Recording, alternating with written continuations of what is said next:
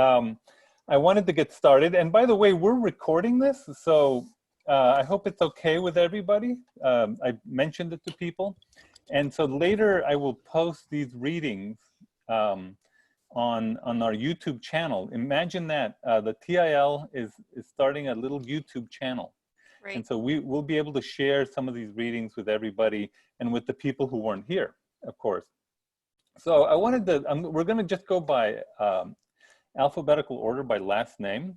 So we're going to start with Cyrus, and I'll introduce each reader, and then they'll read, and then I'll introduce the next reader, and so on.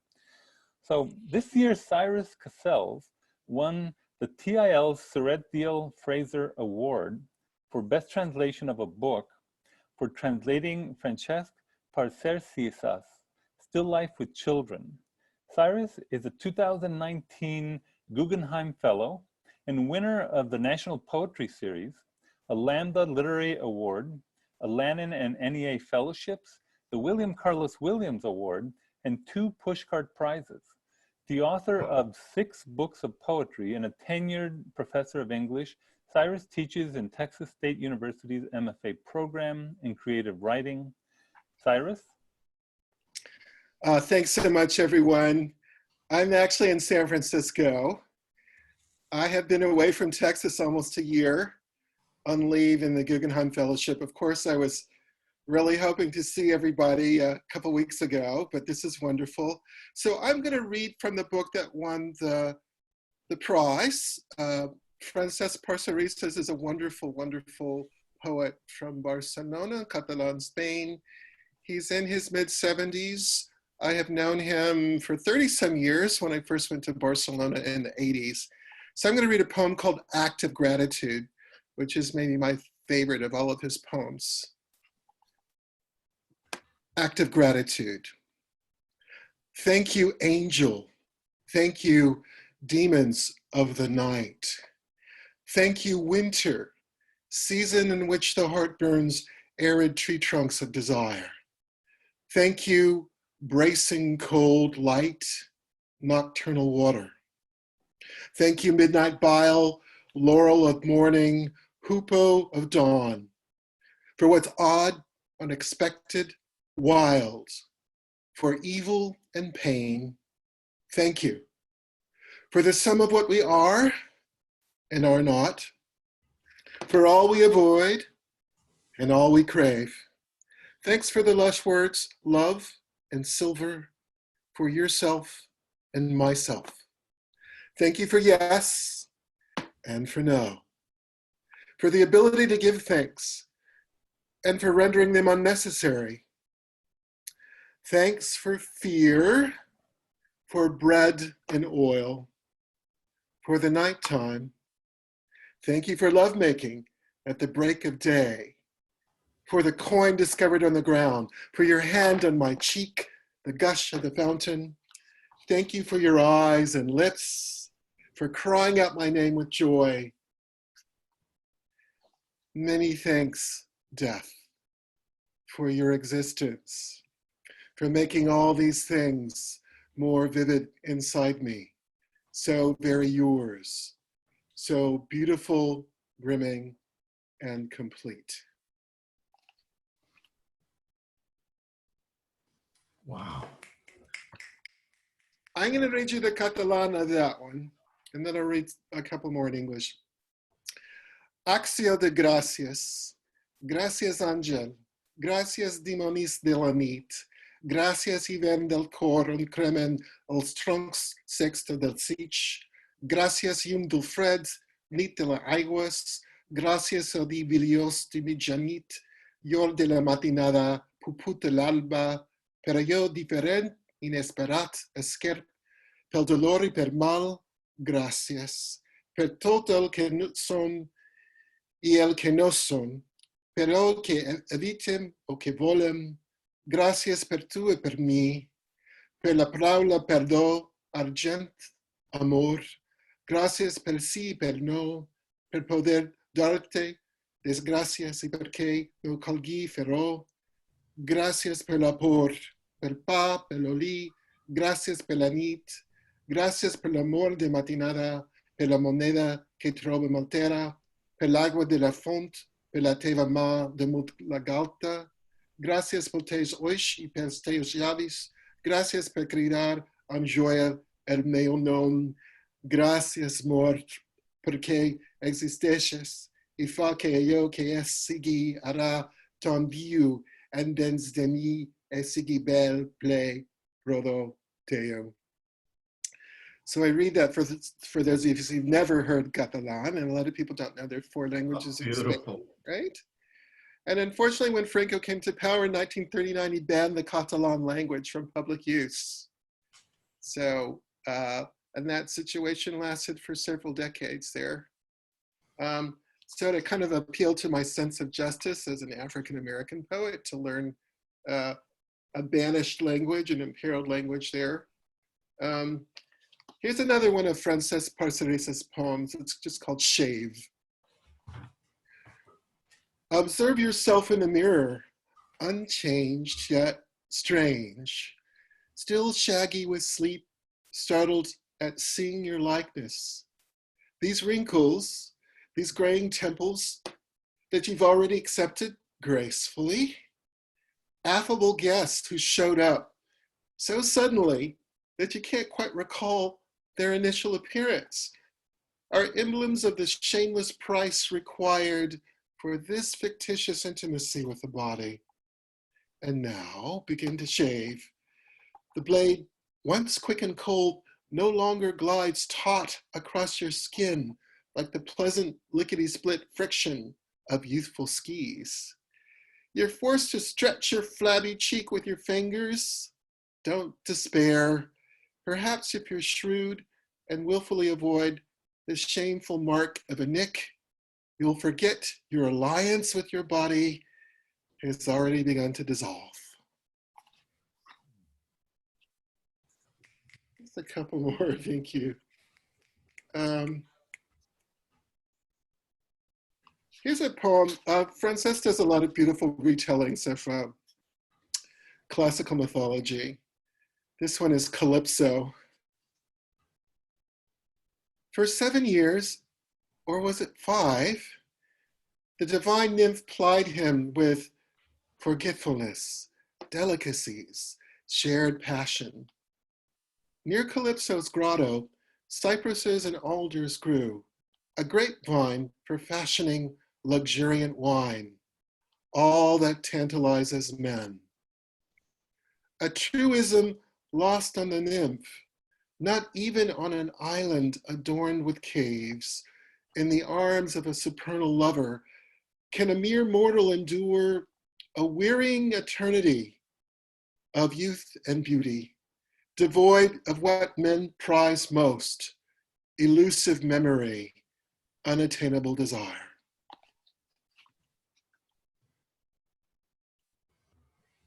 Wow, thanks. This one's called Dogs.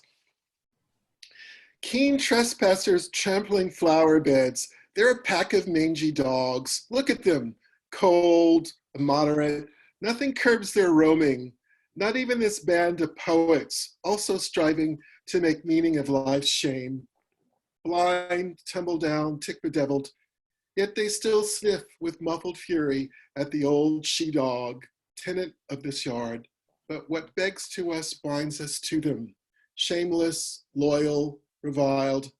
Beasts that, like us, mount furious or half-hearted assault against love's insanity, supreme power upending and redeeming them in the same breath. Let's see, just one more. Oh, this is a tough one. It's just called Then Anachores. I think he was thinking of Bosnia when he wrote this.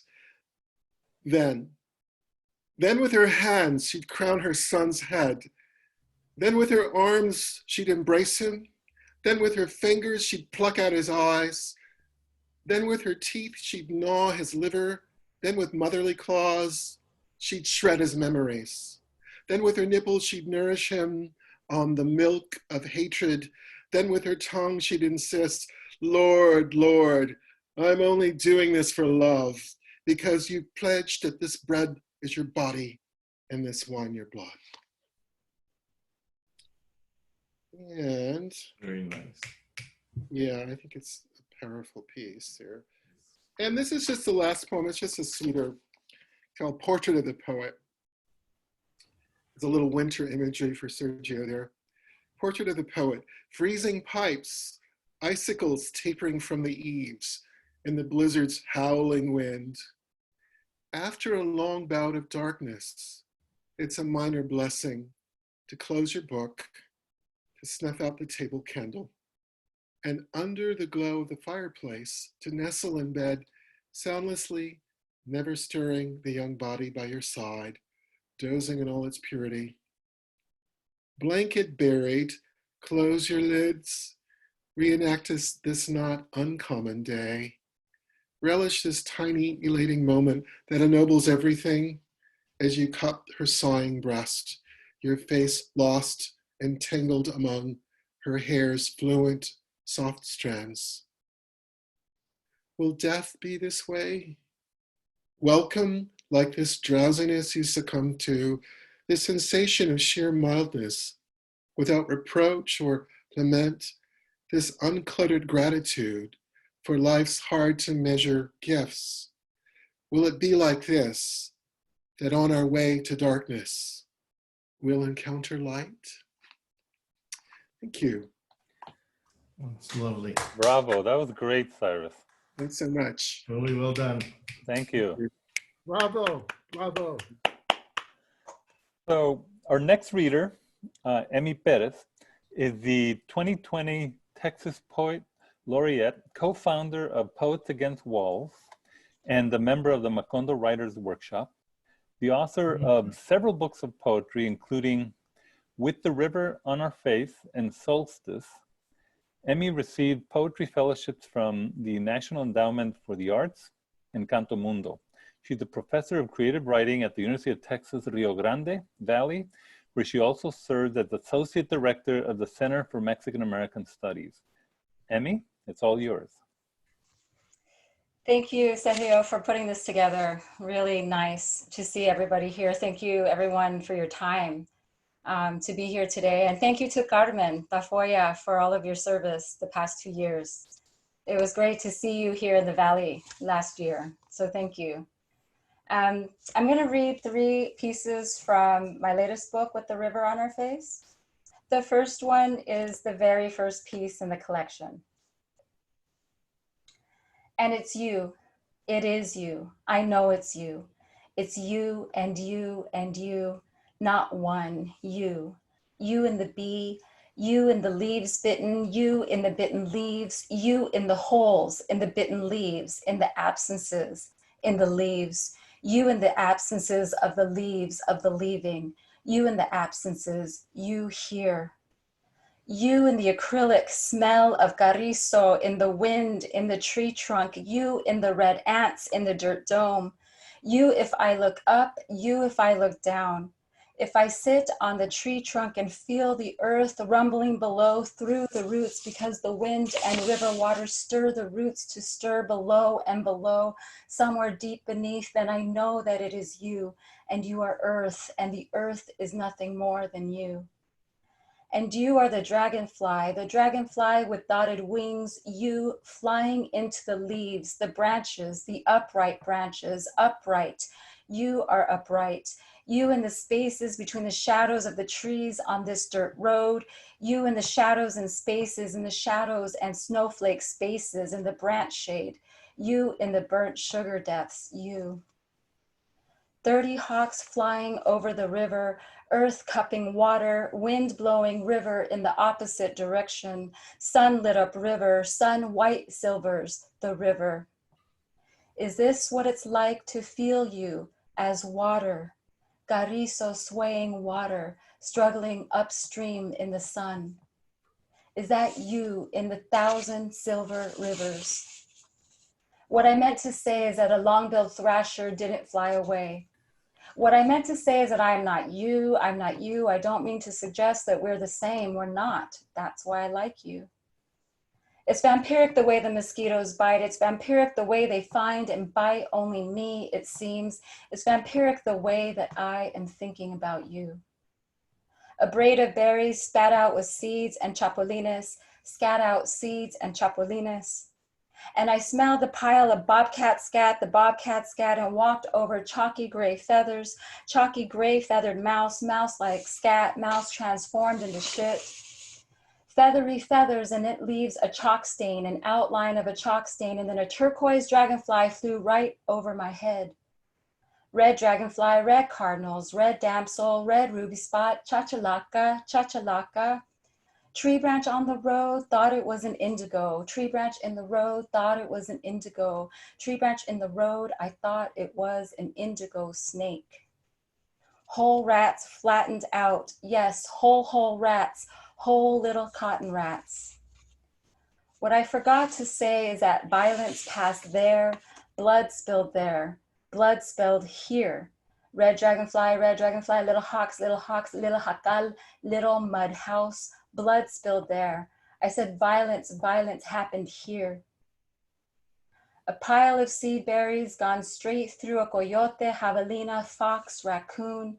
I wanted expired, expelled, expired, expelled. I want earth to expire it and extol something new. You, you, you, you. Wow, awesome. So this next piece, I mean, like the previous one, is quite long, so I'm only going to read half of it. It's called El Paso, El Valle. So about 20 years ago, I moved to El Paso. It's where my mom is from. My mom is from Isleta, like Sergio. Her father's family had lived there since it was part of Mexico. Her mother was from Chihuahua, from Mata Ortiz. Her family's from Norogachi. So this is about half of it. That's about El Paso. I'm going to skip. I'm going to read the part about where I live now in El Valle. I've lived in El Valle now in the Rio Grande Valley for, I think it's been 14 years. El Paso that is not El Valle and is El Valle. El Valle and all the cities where papis live. El Valle, una herida abierta, palabras de gloria en saldúa. El Valle that is not mine. El Paso that is not mine. I don't want anything to be mine. El Valle of yellow kiskities and green-blue river.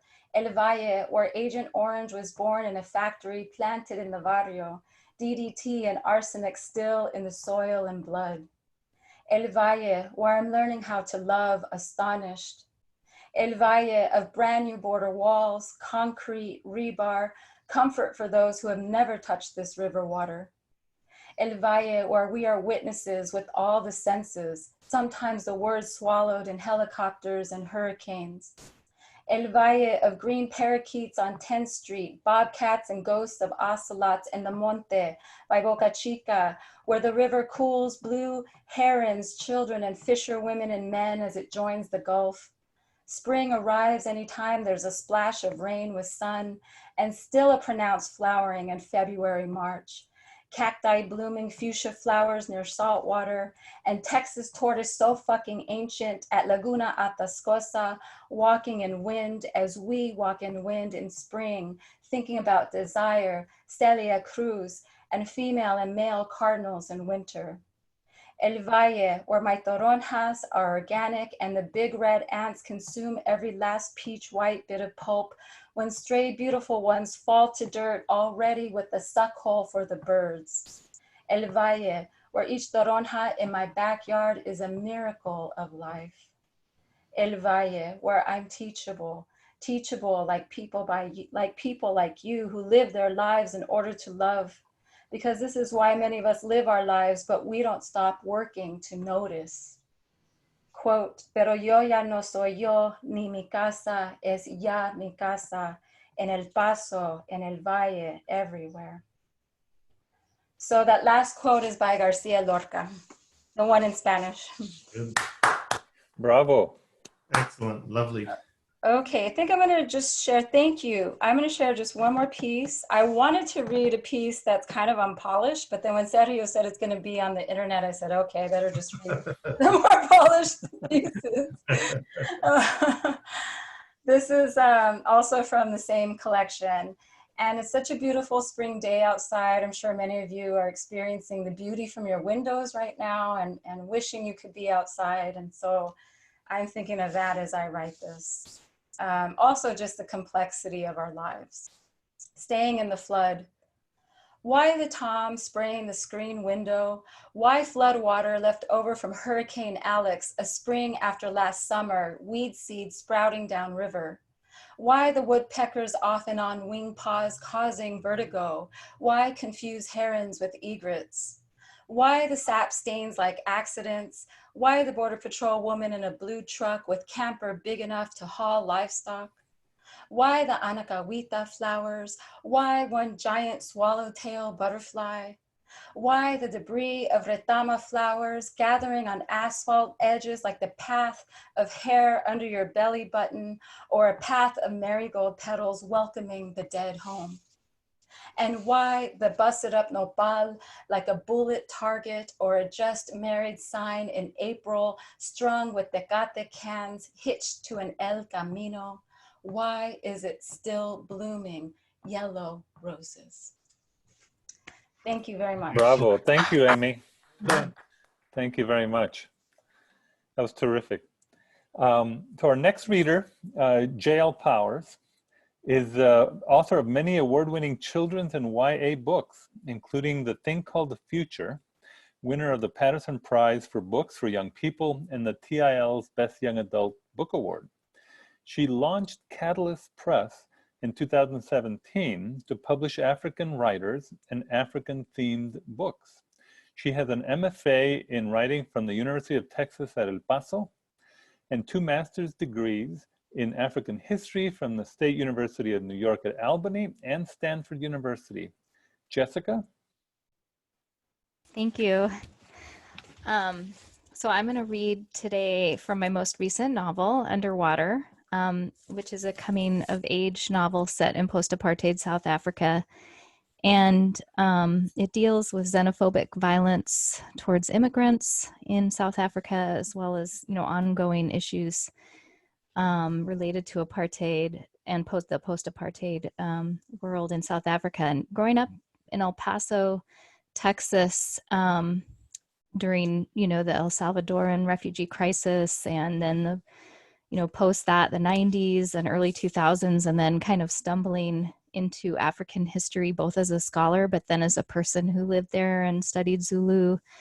I find the parallels to be kind of astonishing, while very different at the same time. And so in many ways, I felt like I was exploring a lot of issues that are extremely pertinent to Americans, even while setting it in this world that's really different. There's a lot of Zulu in here that's not translated, but I think is apparent as I read, and in context is similar. But if you catch any words that you want me to define later, I'm happy to. Also, it's set in Mbali Township, a township that I lived in while I was studying Zulu. And Mbali means flower, and townships were the areas reserved for Blacks only, or people of mixed race, known as colored, or Asian descent, like Indians and others. And they were delineated by ethnicity very specifically. But they were always given these, names that made them sound beautiful, even though they were poverty stricken. And so Mbali means flower, and it's a well-known township outside of Pietermaritzburg, South Africa. So I'm going to read 2 chapters. They're very short. Chapter 1, 3 years ago. I don't know how or when the Amadlozi choose someone, if you are destined from birth, or if at some point when you are growing, they notice something, they point to it, they say, there, right there, that one. She is meant for us. She will be our voice to the people. Chosen. Chosen means you don't choose. Somebody else chooses for you. In this case, all the people who come before you, your ancestors, your mothers, fathers, grandmothers, and grandfathers, all the greats backing up for all of time to the beginning of earth. They will not give up until you answer. And your answer must be yes, or you will go crazy. Mina, I was chosen 3 years ago. Mama was dying of the disease of these days. A neighbor sent a witch to curse us. A man was stalking me, and through all of that, they came. They spoke. Hamba, they said. Hamba. They spoke the same word over and over until I obeyed, until I started walking, not in any particular direction, just wherever they said to go, here, there, a circuitous journey that finally led me right back to my home here in Mbali, the place of flowers.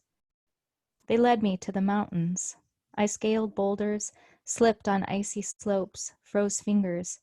They led me deep inside a bowl of sandstone rock that looked as though only the Lord of the skies could live there in its cold, barren beauty. I soaked in its silence until they led me out again. They led me into the forest. I sat at the foot of a tree for days, waiting. I didn't even know what I was waiting for, but then the tree spoke, not with human voices, but something deeper that I felt through the earth and the trunk and the trees. They told me which plants could heal bronchitis, which could give the sick an appetite, which could cure depression and loneliness. I gathered winter herbs, crushed and dried them, and stored them in bags that hung from the belt slung around my waist. And then they led me to the river, the Tukela. It was swollen with spring rains, the waters choppy, angry. I sat on the edge, knowing I could not cross. I do not know how to swim, and what about the crocodiles? This is what I told Mkulu, the ancestor who first called me, the one who spoke to me more than any other.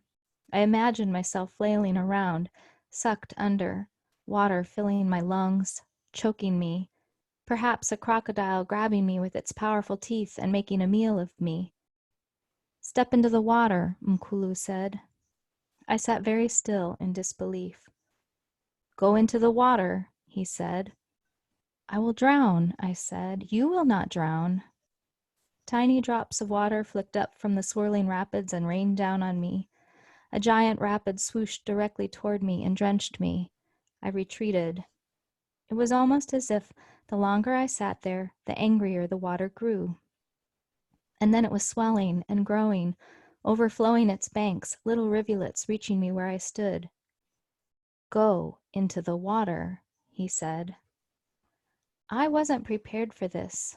I wasn't prepared that this might be the way I die. That after burying Mama, after leaving Gogo and Z behind for this journey, that I might be saying goodbye forever, that my crazy, rabid ancestors were actually out to kill me. A snorting, shuffling sound from behind, hot breath on my ankles, a crocodile lumbering toward the water, toward me.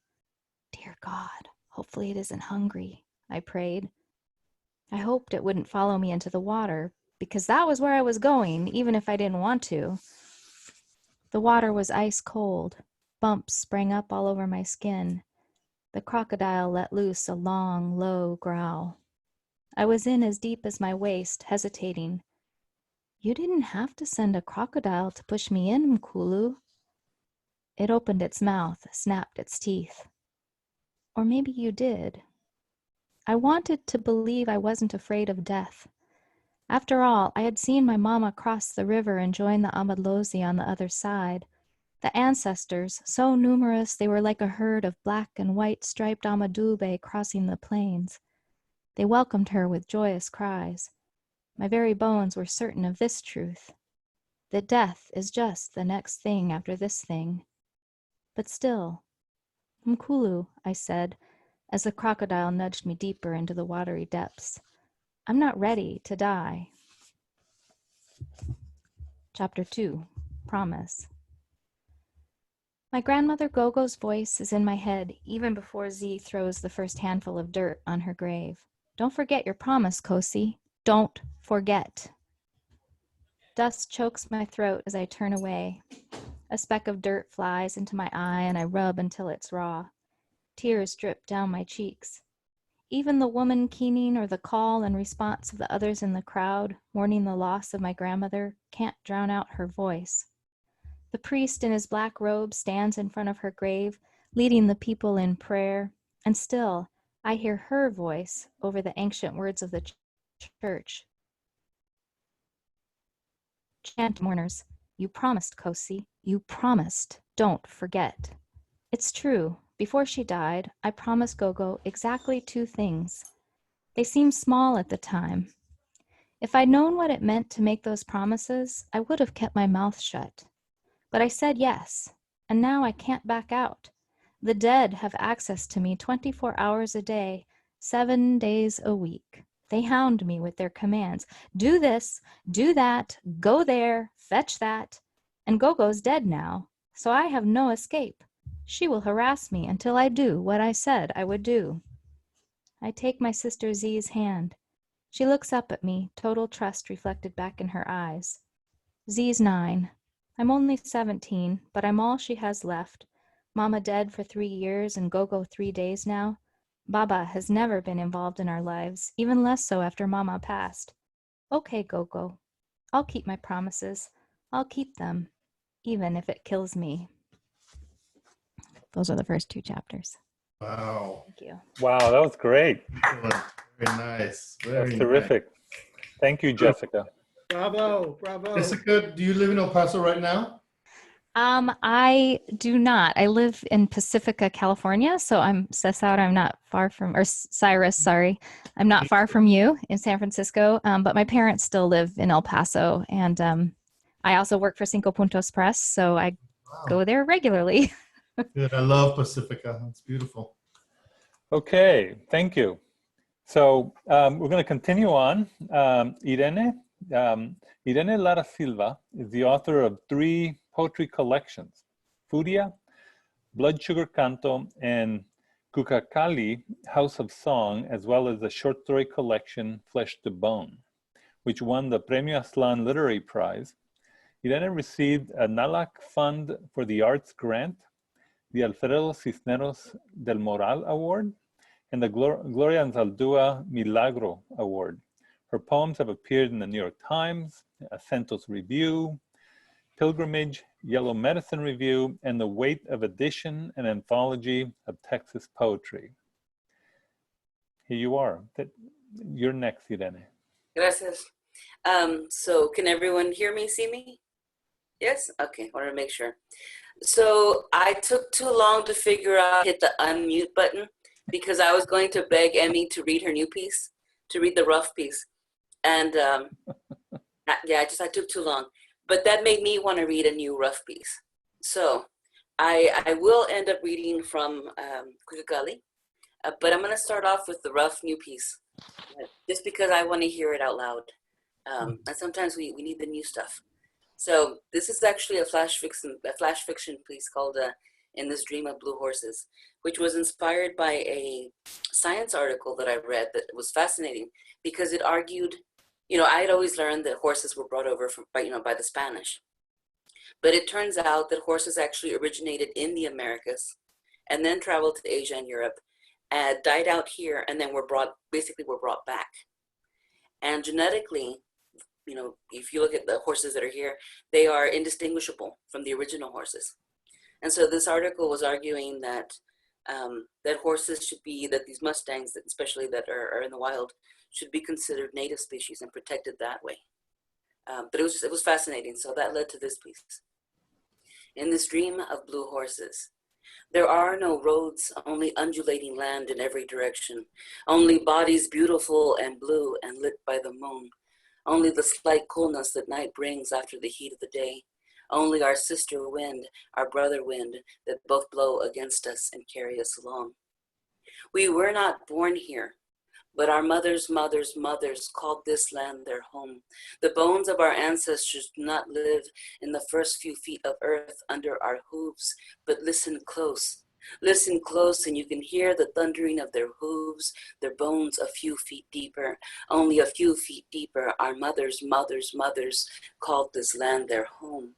And the land says, oh, my long-lost, long-legged children, and we, the long-lost, long-legged children, whimper, mother, mother, mother to the earth. In this dream of blue horses, we are returned to the land of our ancestors. We are wild again, but then did we ever lose our wildness? We were only waiting, and our children born free do not remember captivity. They would call us feral, but we were never truly domesticated. We only bided our time. None of us had to remember freedom or our stories or the structure of our families. The knowledge was never taken from us. We were only prisoners to the bit and the bridle and the saddle and the spur. But our spirits were never anything but free. And even then we dreamed and we dreamed and we ran and we ran. In this dream of blue horses, in this dream that is our living, our breathing, our being, we run as one. All our bodies, all our hooves, all our hearts, all our flared nostrils, all the stretch and coil of the meat and muscle of us made one, made a river under the light of the rising moon and the waning sun. This was always our land. This was always our freedom. This was always our strength. We thunder. We thunder, we thunder. Wow. Wow, that's That's a rough. terrific. That's a brand new piece, brand new. Excellent. But I thought it worked because it fits in with the theme of Cuicacali, which is about indigeneity and how we reclaim it and where we're from and what land we call ours and how we live in the world as communities without borders and without walls. So thought that might work. I'll share a couple pieces from Cuicacali, which I just love reading. So we have to include a love poem because we just do. So this one, actually a few people have heard the story, but this one was actually inspired by a road trip I took with my best friend and her husband. And you know how you get into these long, winding conversations when you're in a car with people for hours. And we somehow the subject came up of first loves. And so I was talking about my first love at 17. My best friend was talking about hers at 16. And then her husband was like, he was so serious too. He was like, I was 5. I was 5 when I had my first love. And, you know, we laughed at him because we thought it was funny. But it was so sweet because he just said, you know, I loved her. I thought we would have a house and dogs and kids and grow old, and that he was heartbroken. And so, you know, we ended up going to this event, to a reading, and had dinner and everything else. And it wasn't until probably about 3 or 4 o'clock in the morning that I started writing this poem instead of working on the deadline I was supposed to be working on. But this is a poem called What I Remembered Yesterday, about my first love at 6. What I remembered yesterday. At 6, I was the loner kid, the migrant kid following the harvest seasons in Texas, Oklahoma, New Mexico. We moved every few months, changing schools, changing homes. I was the poor kid, the dark brown kid, the only girl with short hair and pants. I was the quiet kid who stared at clouds and blades of grass, who walked the perimeter of the schoolyard as if plotting escape, a child in pain with no words for that pain. Ileana was one of the pretty girls, the girls who would grow up to become cheerleaders. Ileana with the pretty gold skin, only slightly lighter than her light brown hair. Ileana with eyes blacker than mine. I don't know what she did or said, but one day the cheerleaders-to-be sent her sprawling into the dirt and turned away. I don't remember if I helped her or if, finding herself alone, she sought me out. But from one moment to another, I went from alone to not alone. Impossible that we had ever been apart. Little soulmate, mirror reflection, inseparable. We had one shadow. We spent every second of her exile breathing the same air, staring at the same clouds, holding the same wildflowers. She held my hand. I loved her with all the passion of my 6-year-old heart. That should be funny, but it isn't, because the passion of my 6-year-old heart was not the passion of my 17-year-old heart, or my 21-year-old heart, or my heart at any other point.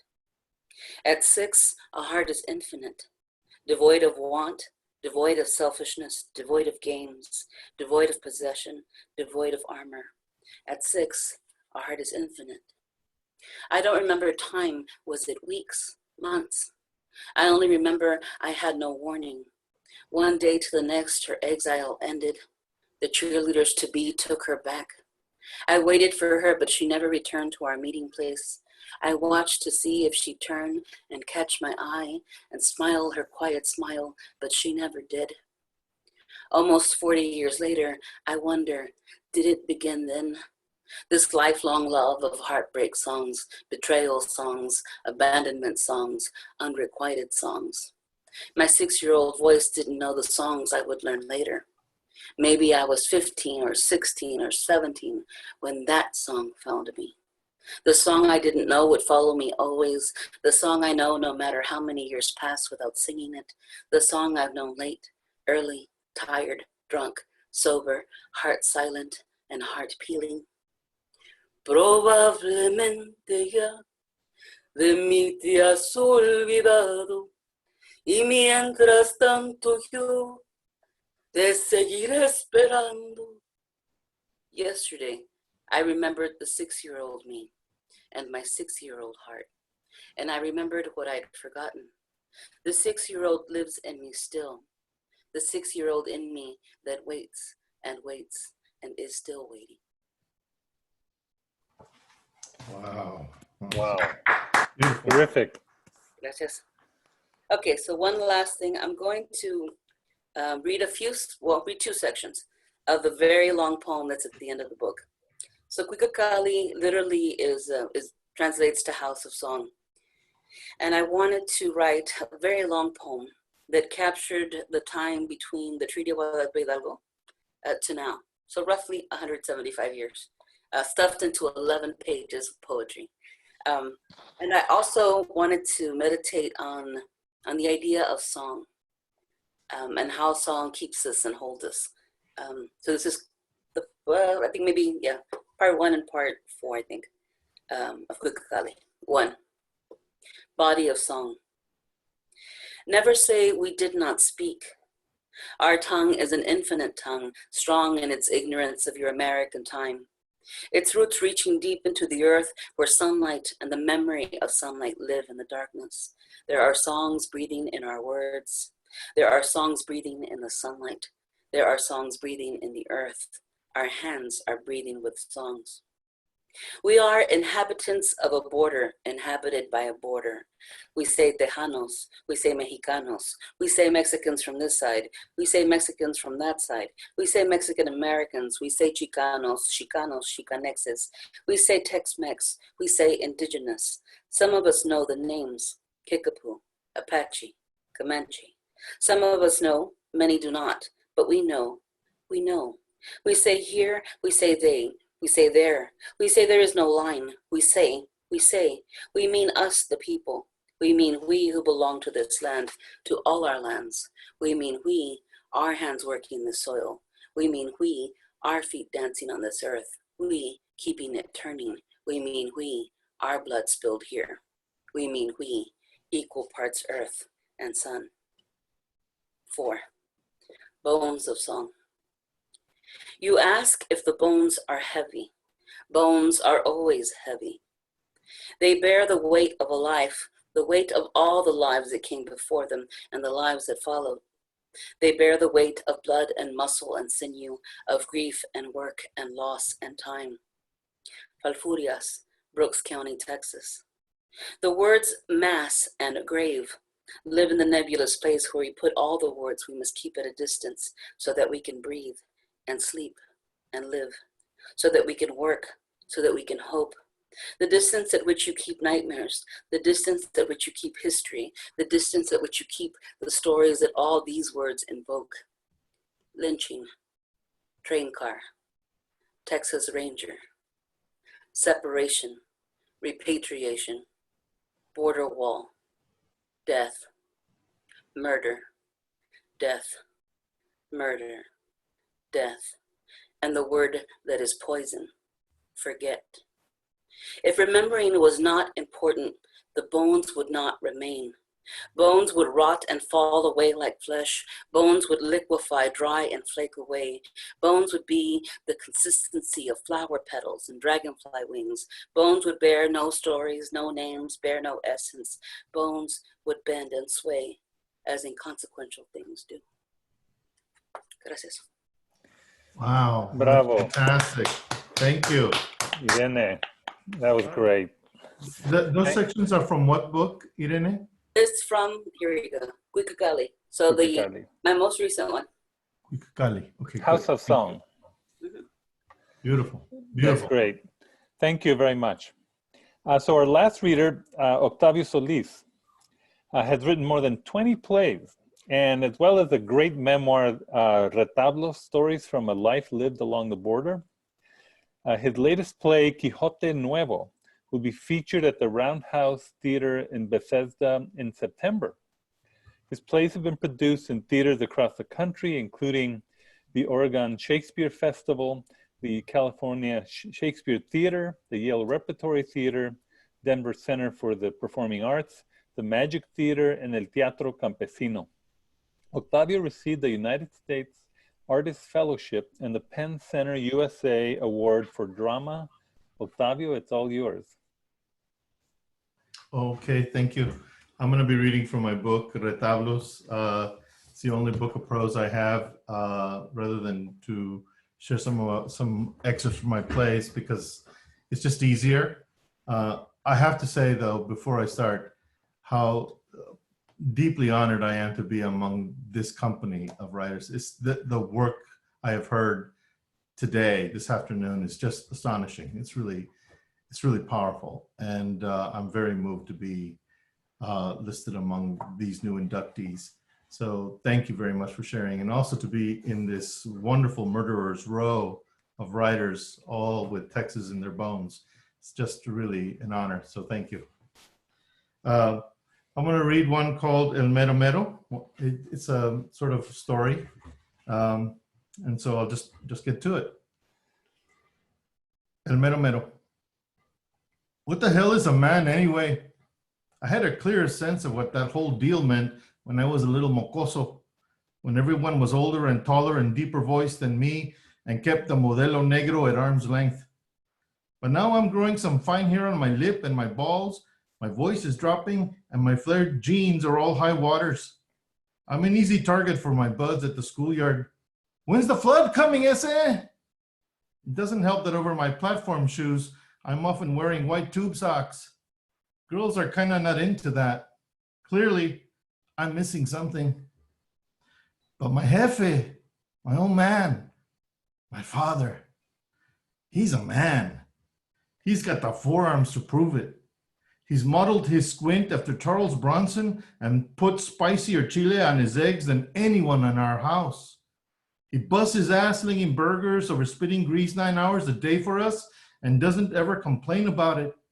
Then he comes home a drained man, dropping all the trappings of his day into the top drawer of his dresser before he drags himself into the shower. That's where all the talismans of manhood are kept. Right now, he's not home. My mother is snoring on the couch while the 6 o'clock news blasts out of the Magnavox. Everyone else is either out or out of sight. It's like some muse of my adolescence is saying, "Here's your chance, baboso." Peering into his drawer, I take inventory of the tokens that make Dad, Dad. His tin of pomada de la campana, some cologne in a boot-shaped bottle, shoe polish for his work Oxfords, a few ragged pesos, tangles of man bracelets, old watches and chains, random pens collected from various customers, old keys, a pack of Camels, an engraved silver lighter, and a single copper-headed bullet. These are the trinkets of my dad's personal mythology, all jumbled together with the carelessness of a working man. Recalling how he applies the pomada on his friar grease burns, I rub some on my hands and douse my neck and face with his cologne, which burns into my raw pimples. I slick my hair back with his hair cream. Then I put the cross that he keeps on a gold chain around my neck, unbuttoning my paisley shirt down to my sternum so it shows. Then try on one of his dead watches. Finally, I look at the structure of my new self in the mirror. El mero mero, the real. And mero mero slinks out of the house and goes around to that derelict field where the cotton used to grow to shoulder height. He leans against the wall by the sere clumps of tumbleweed and breathes in his newfound musk. He looks down at the cross catching the sundown light. He rattles the bracelet around his skinny wrist as he raises a cigarette to his lips and lights it with his beautiful lighter. Oh, the sound of that lighter.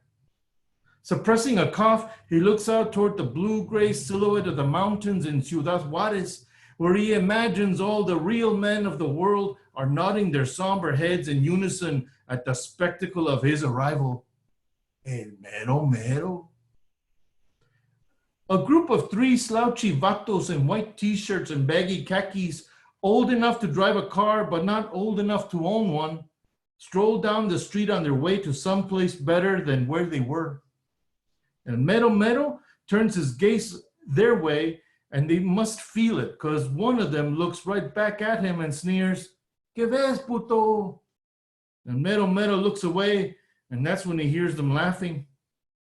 Not even very loud, not even with much derision, just the kind of laughter that diminishes a guy, the kind of laughing that flattens the sunset and puts it out of reach and causes all the fine hairs of a person like El Mero Mero to wish themselves onto some other body, not his.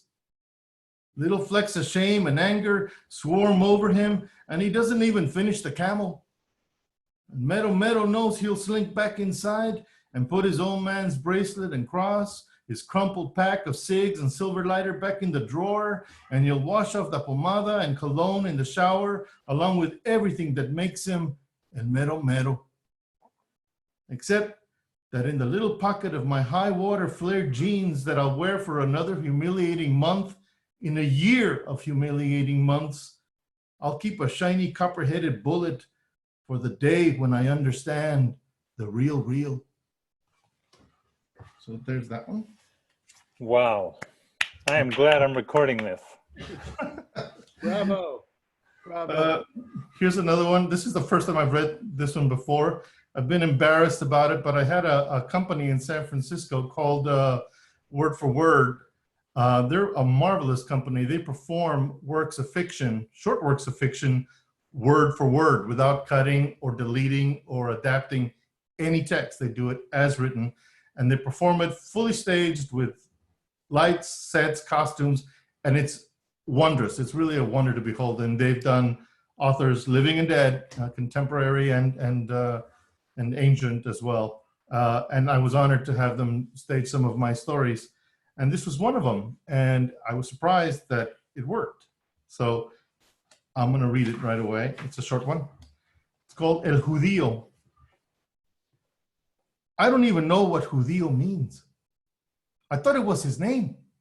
El Judío, my dad would say to my mom. Ahí viene el Judío. Here comes the Jew. But what is a Jew? I never saw one before. I never heard that word before except in reference to Christ, King of the Jews. I thought it meant he was like Jesus. 3 of my friends are named Jesus, and they aren't half as good as the one in the Bible by a long shot. In fact, one of them shoots birds out of the mimosa trees with his BB gun for the pleasure of it, and that seems completely the opposite of Jesus.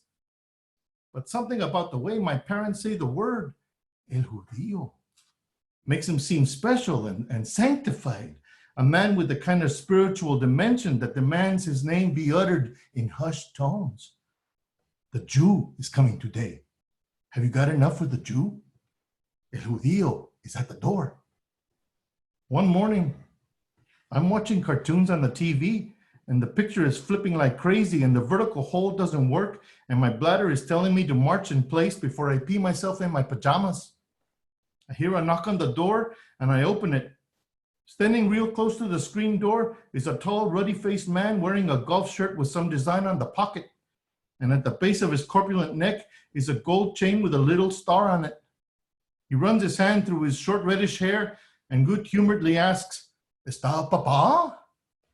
My mom and dad are in the bedroom reading the paper while my brother and my sister fight over the comics. All of them sprawled on the same bed in what is our Sunday morning ritual. But out here, it's me and the man's benevolent smile. I like his watch, gleaming like a holy relic. I like his blue eyes, squinting against the sun to peer into the dark of our house. I tell him to wait, and I turn around and shout over the TV, "Mom! Dad! El Judío!" He blinks and blanches a little, never letting the smile teeter off his face. And then I see my mom come rushing out to grab me by the wrist and pull me into the kitchen with a mortified look. Then my dad, yanking his pants on and counting out some cash, takes my place at the door. A few words and a couple of bills are exchanged, my dad ending the whole thing with an earnest and apologetic gracias, both of them incapable of letting their eyes meet. Don't ever call him that, they tell me. That's not his name. His name is Senor Rubinsky. You got that? Malcriado. But that's what you call him, I protest. I hear you calling him the Jew all the time. That's none of your business, they fire back. He's Senor Rubinsky to you, David Rubinsky. ¿Entiendes? It turns out that David Rubinsky has loaned my dad some money to get him through our tough times. He's borrowed money from him for Christmas too, so we can get the bikes we plead and pray for. In fact, Senor Rubinsky has given countless low-interest loans to the many struggling Mexicans in the greasy spoon business and beyond. The local banks don't trust our dads much during these recession days. Why should they? When these so-called unaccountables might just default and disappear over the border. The loans of El Judío are the difference between making the house payment or not, buying groceries or not, getting new clothes for school or not. Whatever they say behind his back, their gratitude for his service is deep and authentic. He's well regarded among these families. When he dies, they will come to his funeral, their cars lined up for miles to pay their respects to him. It's ironic that all my varied and valued experiences with Jewish people began with the most pernicious stereotype, but we were stereotypes then too. Poor backwater Mexicans who had to borrow against their own futures to realize them. The following week, he's at the door again. This time, he's wearing a paisley tie over a damp white shirt. I meet him at the door and politely say, Mr. Rubinsky. His ruddy complexion turns redder still, and he looks at me like he's stung more by this salutation than by what I said the week prior. But then he pulls up his chin and confers on me the thinnest, drollest smile. Tell your papa that El Judío is at the door. Wow, that's great. Thank you. Thank you, guys. Thank you. That's cool. No más, Octavio? No more? I think anything else, I'll take too much time. I've taken enough. Thank you. That was great. That was wonderful. So anyway, I'm thrilled that all of you got to hear these 5 new members. I think it, and just seeing your faces, frankly, I feel like I'm not so far away from Texas tonight. All right. And so I also feel energized like Octavio, just hearing these 5 new members read, just the stunning work. So good. And I'm glad I recorded it because now everybody else is going to enjoy it too. So thank you again for coming. And we're going to do it again 2 weeks from today, May 2nd, with 5 new member readings at the same time, 4 p.m. Central Time. So I'm going to end the meeting now, but thank you. And unless you guys want to chat amongst each other, I'll stay here. Salud. Salud. Salud. I got to go get my drink now. Yeah. So, and you guys have a great rest of your weekend. I'm going to add more logs to the fire and get some whiskey. Hey, Sergio. Right. Congratulations Stay to all the warm. new members. Yeah. Yeah, bravo to all the new members. Thank you. Great. It was so much fun and such a pleasure getting to meet all of you. Yes, thank you. Yeah. We'll see you in El Paso. Pardon? We'll see you next year in El Paso All right. Maybe for some the meeting, right? Right, Yeah, Sergio? absolutely. Yep. Yeah, we got We'll be to. there. We got Yeah. to. Yeah, Meet at Cinco Puntos and there we go. other bookstores around there, Literarity, and Yeah. go to Las Cruces también. And then maybe Steve will lead a hike into the mountains and come back. Yeah, we can do that, of course. Oh, yeah. Let's go. Sounds like fun. That's what we did the last time in El Paso. I look forward to purchasing all your books. Thank you very much. Yes, thank you. Thank you. Okay, I'm gonna end the Great to meeting. hear you all. Bye. Thank Take you, care, sir. Catherine. Very Great to see helpful. you. Catherine's calling in from Switzerland. Just wanted to tell everybody. Oh, Wow. wow. Wonderful, Catherine. There she is. I don't know Where? what time it is in Switzerland, but Oh, there you are. Hello. what time is it? It's midnight. It's midnight. Oh, that's excellent. That's good. Oh, you're a good sport staying up till midnight. It's not difficult. It was a wonderful reading. It was a wonderful reading. Thank you. Okay, take care. Bye-bye. You guys. Thanks, Sergio. Thank you. Thank you so much. Sergio. Bye. Thank you. Thank you. Bye.